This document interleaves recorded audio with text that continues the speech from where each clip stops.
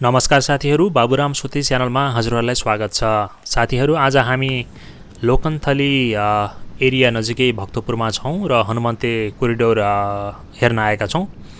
हामीहरू क्रमशः यहाँबाट भिडियो सुरु गरी मनोहरा कोरिडोरको सङ्गममा पुगी बालकुमारी पुल मुनिबाट मनोहरा कोरिडोर हुँदै च्यासल सम्म पुग्नेछौँ र सो क्रममा यहाँ भइरहेको सडक निर्माण कार्यको अनुगमन पनि गर्नेछौँ। त साथीहरू, यसअघि पनि हामीले हनुमन्ते कोरिडोरको भिडियो लगभग 1 महिना अघि प्रस्तुत गरिसकेका छौँ। यो हाम्रो कोरिडोर प्रोजेक्टको दोस्रो संस्करण हो।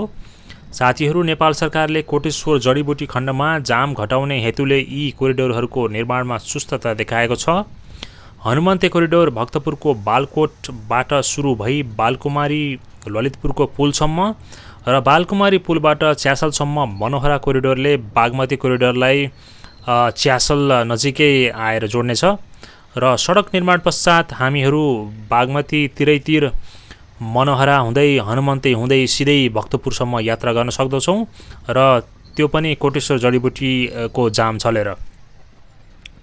उता जाइकाको टोली पनि नेपाल आइसकेको छ र कोटेश्वर जडिबुटी खण्डको अध्ययन गरिरहेको छ र अध्ययन पश्चात सुरुम बनाउने कि फ्लाइओभर बनाउने भनेर रिपोर्ट बुझाउने छ नेपाल सरकारलाई र हामीलाई थाहा छ त्यो काम सुरु गर्न र सम्पन्न गर्न धेरै समय लाग्नेछ।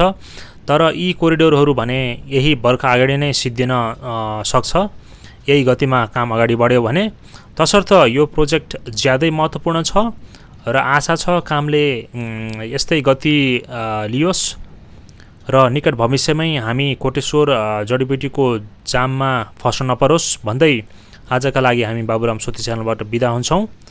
हामी छिट्टै यी कोरिडोर प्रोजेक्टको अपडेट भिडियो पनि लिएर आउने नै छौँ साथीहरू।